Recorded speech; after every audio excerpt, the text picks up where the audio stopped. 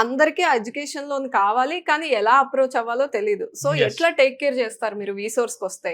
ఒక్క పైసా మీ జేబుల నుంచి ఖర్చు చేయకుండా మొత్తం మాస్టర్స్ ఎడ్యుకేషన్ లోన్ ద్వారా చదువుకునే అవకాశం మనకి ఈ బ్యాంకులు అందిస్తున్నాయి మేడం. టు ఎడ్యుకేషన్ లోన్ వచ్చేసరికి it is not only meant for tuition fees.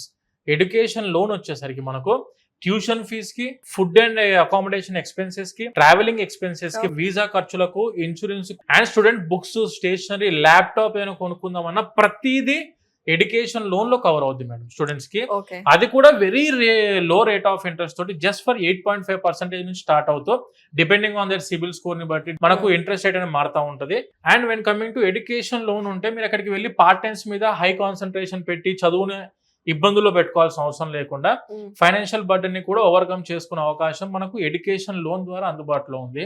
Scholarships కూడా మీరు అంతే టేక్ కేర్ చేస్తున్నారు కదా? యూకే కి వెళ్దాం అనుకున్న ప్రతి స్టూడెంట్ కి 6,000 pounds, 6,000 pounds నథింగ్ బట్ 6 లక్షల రూపాయల వరకు వీళ్ళకి స్కాలర్షిప్ అందించే రెస్పాన్సిబిలిటీ మా వీసోర్స్ తీసుకుంటుంది. 15 లక్షల్లోనే యూనివర్సిటీ ఫీజులు కంప్లీట్ అయిపోతున్నాయి. ఒక ఎక్స్పీరియన్స్డ్ కన్సల్టెన్సీకి మీరు అప్రోచ్ అయినప్పుడు ఖచ్చితంగా స్కాలర్షిప్స్ లో కానివ్వండి, ఎడ్యుకేషన్ లోన్ లో కానివ్వండి, టాప్ యూనివర్సిటీస్, Tier 1 యూనివర్సిటీస్ కి అప్లికేషన్ పెట్టడానికి మా సహకారం ఖచ్చితంగా ప్రతి ఒక్క స్టూడెంట్ ఉంటుంది